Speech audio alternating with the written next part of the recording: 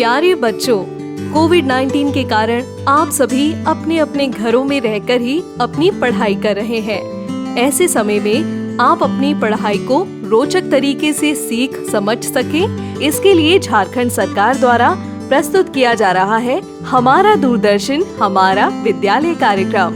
इसके माध्यम से आप प्रत्येक दिन सोमवार से शुक्रवार तक पूर्वाह्न 10 से 12 तथा अपराह्न 1 से 2 बजे तक अपनी अपनी कक्षाओं के अनुरूप कार्यक्रम देख सकेंगे। अब पढ़ाई नहीं रुकेगी। स्कूली शिक्षा एवं साक्षरता विभाग झारखंड।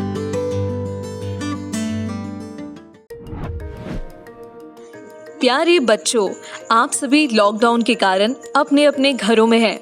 ऐसे समय में हम लेकर आए हैं आपके लिए डिजी साथ कार्यक्रम। इसके माध्यम से आप प्रत्येक दिन सोमवार से शुक्रवार तक पूर्वाह्न 10 से 12 तथा अपराह्न 1 से 2 बजे तक अपने अपने कक्षाओं के अनुरूप कार्यक्रम देख सकेंगे। स्कूली शिक्षा एवं साक्षरता विभाग झारखंड।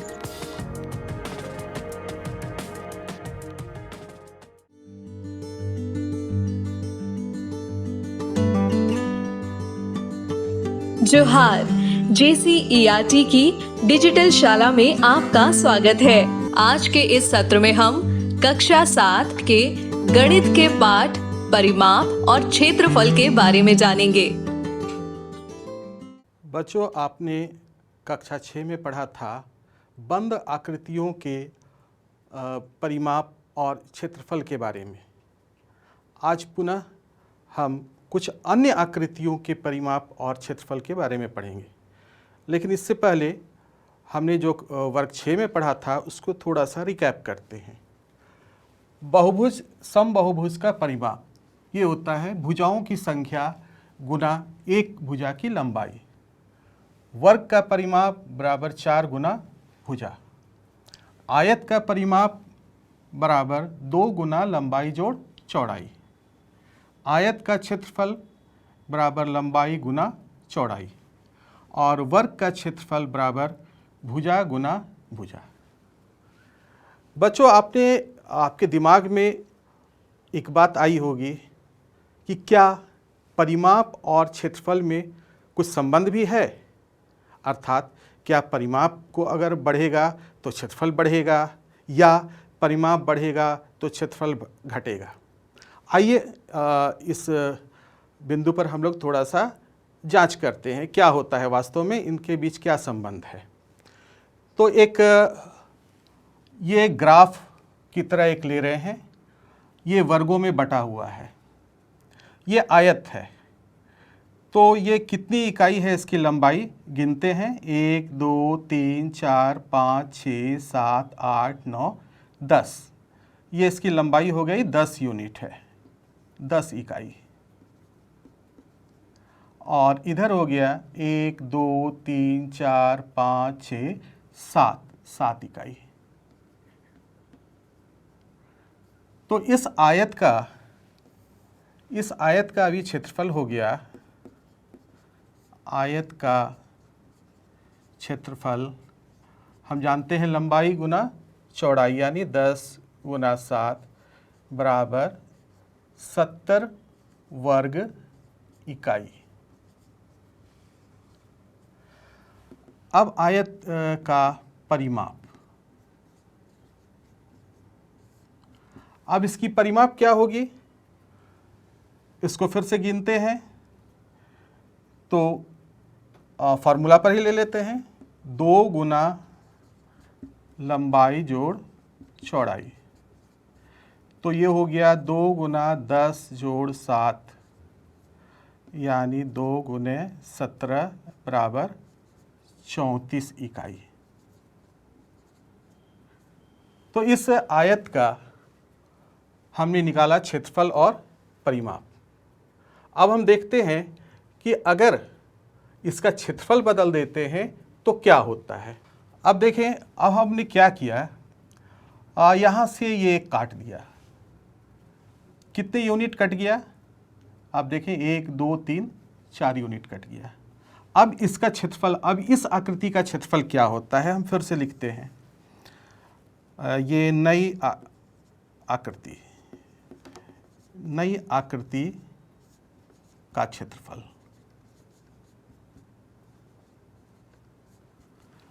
तो हम सीधे इन वर्गों को गिनते हैं। 1 2 3 4 5 6 7 8 9 10 11 12 13 14 15 16 17 18 19 20 21 22 23 24 25 26 27 28 29 30 31 32 33 34 35 36 37 38 39 40 41 42 43 44 45 46 47 48 49 50 51 52 53 54 55 56 57 58 59 60 61 62 63 64 65 66।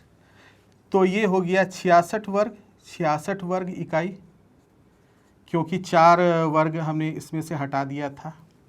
अब इसी आकृति का परिमाप देखते हैं। एक बात अभी गौर करें, पहले हमारा क्षेत्रफल था 70 वर्ग इकाई, अब इसको हमने घटा दिया, 4 वर्ग हटा दिया, तो इसका क्षेत्रफल घट के हो गया है 66 वर्ग इकाई। अब परिमाप देखते हैं, परिमाप में क्या परिवर्तन होता है, ये बढ़ रहा है या घट रहा है। तो इधर से देख रहे हैं 1 2 3 4 5 6 7 8 9 10 है ना, 11 12 13 14 15 16 17 18 19 20 21, ये 22, ये 23, ये 24, ये 25, ये 26, ये 27, ये 28, ये 29, ये 30, ये 31, ये 32, 33, 34, 35, 36, 37, 38 इकाई।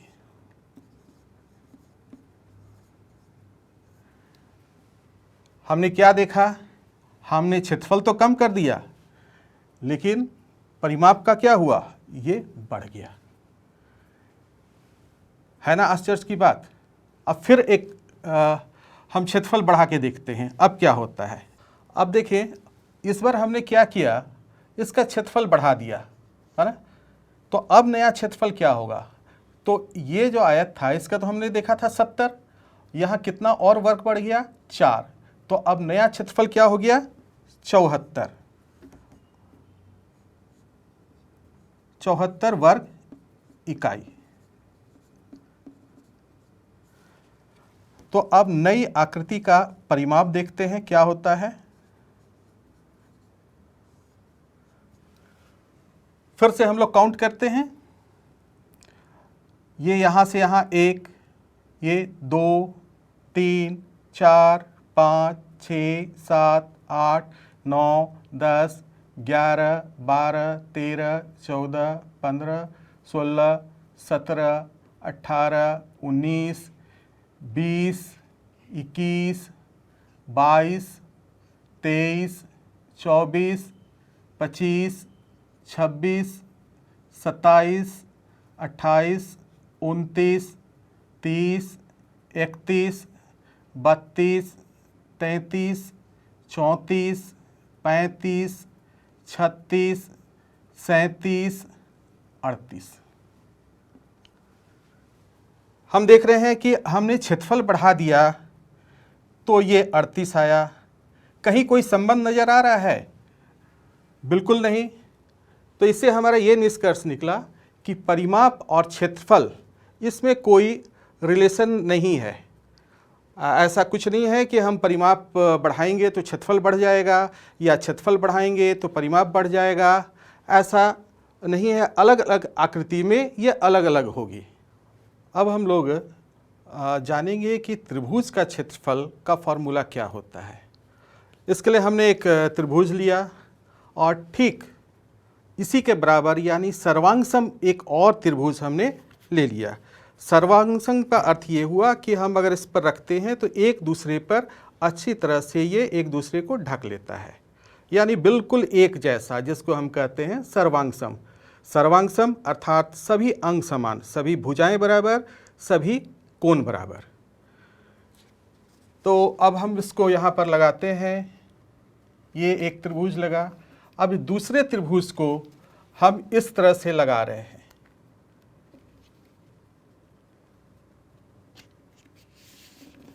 तो आप गौर करें कि ये क्या बन गया। बिल्कुल सही, ये आयत बन गया। और देखें कि इस आयत का ये त्रिभुज आधा है, यानी ये आयत दो त्रिभुजों में बराबर बराबर दो त्रिभुजों में बटा हुआ है। तो इसलिए त्रिभुज का क्षेत्रफल क्या होगा, हाफ इंटू आयत का क्षेत्रफल। और आयत का क्षेत्रफल क्या होता है, ये हम लोग पिछली कक्षा में ही पढ़ चुके हैं, लंबाई गुना चौड़ाई। लेकिन जब हम त्रिभुज की बात करते हैं तो ये आयत का हम लंबाई कहते हैं, लेकिन त्रिभुज के मामले में इसे हम कहते हैं आधार और इसे कहते हैं ऊंचाई। तो हम लंबाई की जगह लिख रहे हैं आधार और चौड़ाई की जगह ऊंचाई।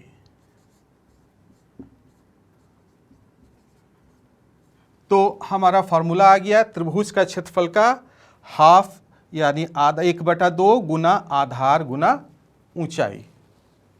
हमारी अगली आकृति है समांतर चतुर्भुज का क्षेत्रफल। समांतर चतुर्भुज का क्षेत्रफल क्या होगा, ये देख रहे हैं हमारा एक समांतर चतुर्भुज है। समांतर चतुर्भुज आप जानते हैं इसकी क्या परिभाषा होती है, इसके आमने सामने की भुजा समांतर होती है ना, यानी समान अंतर पर होती है। आप देखिए ये भुजा और ये भुजा समांतर है और ये भुजा और ये भुजा भी समांतर है। तो इसी का हमको क्षेत्रफल निकालना है। ये कैसे निकलेगा, इसका क्या फॉर्मूला होगा। हम क्या करते हैं, इस बिंदु से हम एक लंब खींच देते हैं, है ना। ऐसे लंब हमने खींच दिया, इस तरह से लंब खींच दिया। लंब खींचने के बाद इधर का जो हमारा भाग है इस समांतर चतुर्भुज का, इसे हम निकाल लेते हैं और इस तरफ हम इसे लगा देते हैं। आप गौर करें ये कौन सी आकृति बन गई, बिल्कुल सही, ये बन गई आयत की आकृति। अर्थात इस समांतर चतुर्भुज की आकृति अब परिवर्तन हो गई आयत की आकृति में। तो अर्थात इस आयत का जो क्षेत्रफल होगा वही तो उस समांतर चतुर्भुज का क्षेत्रफल होगा। तो समांतर चतुर्भुज का क्षेत्रफल बराबर हो गया आयत का क्षेत्रफल। और आयत का क्षेत्रफल हम जानते हैं होता है लंबाई गुना चौड़ाई। लेकिन हमने क्या किया था, यहाँ लंब खींचा था, है ना। तो ये तो वही है, इधर भी था पहले, ये इस साइड था पहले,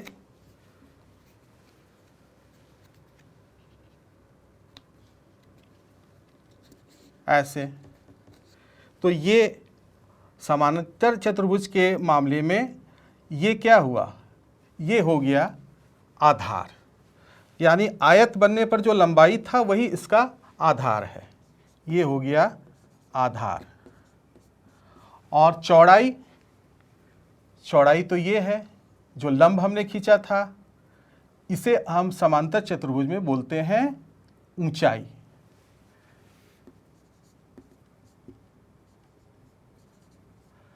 तो हमारा समांतर चतुर्भुज का क्षेत्रफल का फॉर्मूला आ गया आधार गुना ऊंचाई।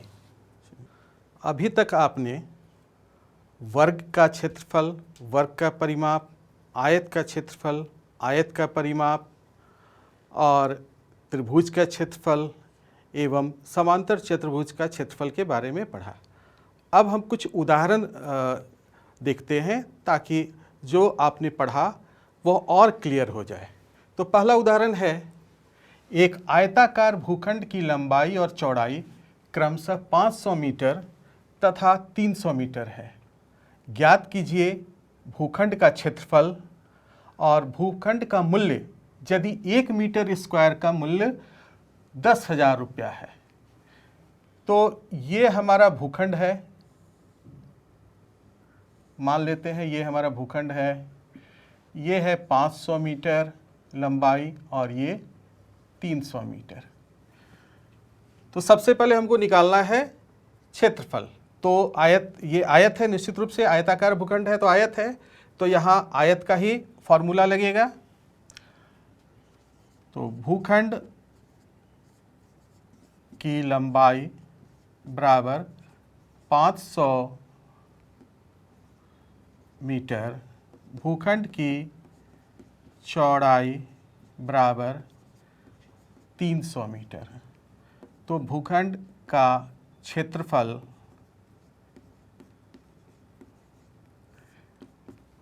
लंबाई गुना चौड़ाई, आयताकार भूखंड है तो लंबाई है 500 गुना 300, ये हो गया। कैसे करते हैं, 5 तिहाई 15 और शून्य कितना है सारे को लिख देते हैं, 2 इधर यानी 4, 1 2 3 4। ये कितना हो गया, इकाई, दहाई, सैकड़ा, हजार, 10,000, लाख वर्ग या मीटर स्क्वायर।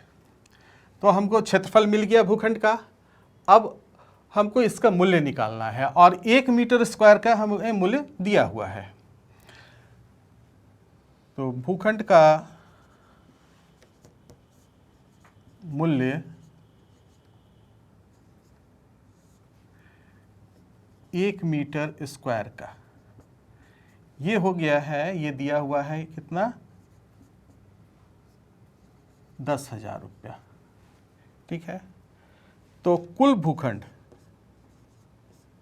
भूखंड का मूल्य ये हो जाएगा, जो क्षेत्रफल है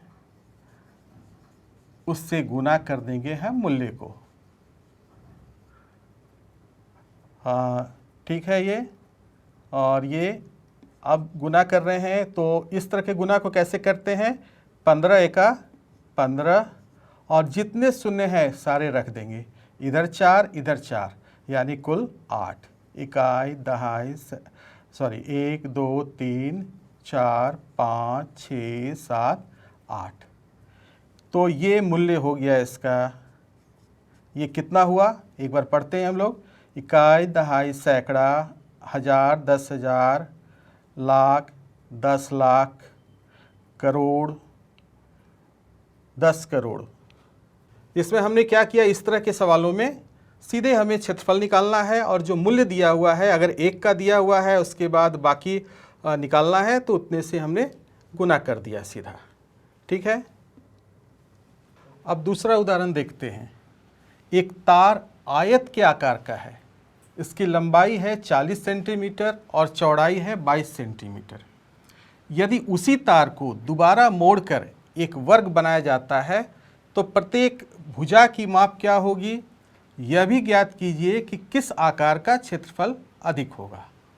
तो हम देखते हैं, ये तार है हमारा आयत के आकार का, इसकी लंबाई है 40 सेंटीमीटर और चौड़ाई है 22 सेंटीमीटर। इसी तार को वर्ग का रूप दिया जाता है।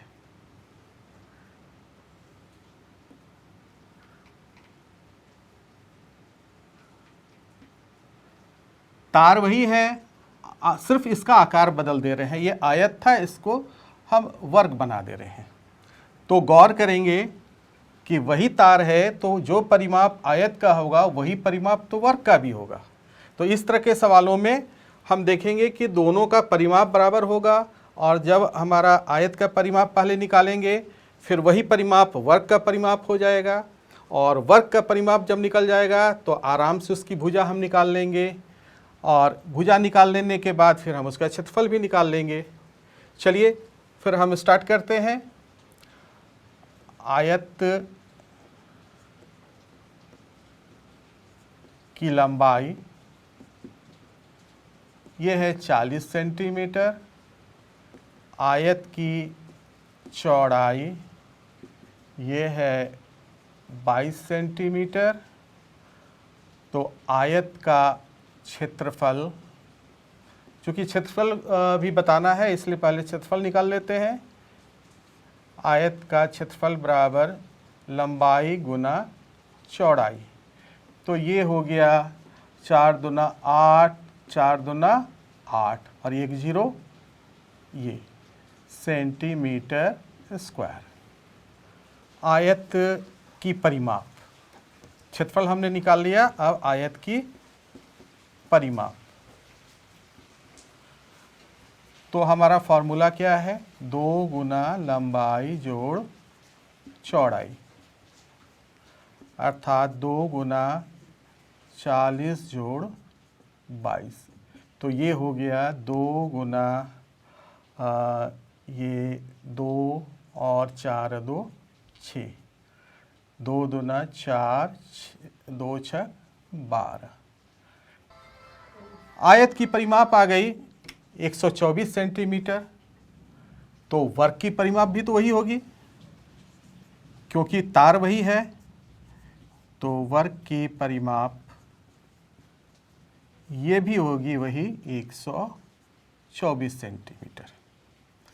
हमें निकालना क्या है? वर्ग की भुजा पहले निकालना है। तो इस तरह के जब भी आता है तो हम लोग यहाँ परिमाप लिखे हैं, यहीं पर इसके नीचे फॉर्मूला लिखेंगे। और इसकी फॉर्मूला क्या है? 4 गुना भुजा।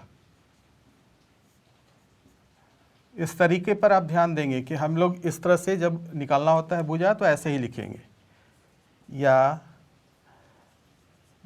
भुजा बराबर 124, ये 4 यहाँ गुना में था, इधर आ जाएगा ये नीचे यानी भाग में, अर्थात ये हो गया 4 तिहाई 12, 4 एका 4, ये सेंटीमीटर।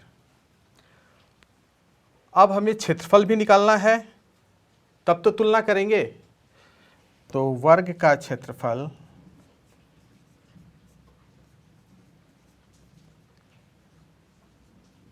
बराबर भुजा गुना भुजा बराबर 31 गुना 31। अब इसको आप गुना करें, ये आएगा 961 सेंटीमीटर स्क्वायर। हमने देखा आयत का क्षेत्रफल, परिमाप दोनों की एक है। फिर से ध्यान दीजिए, दोनों की एक ही तार है तो परिमाप एक है। तो इसका क्षेत्रफल हो गया 880 आयत का और वर्ग का 961। तो स्पष्ट दिख रहा है किसका क्षेत्रफल अधिक है, इसलिए वर्ग का क्षेत्रफल आयत के क्षेत्रफल से अधिक है।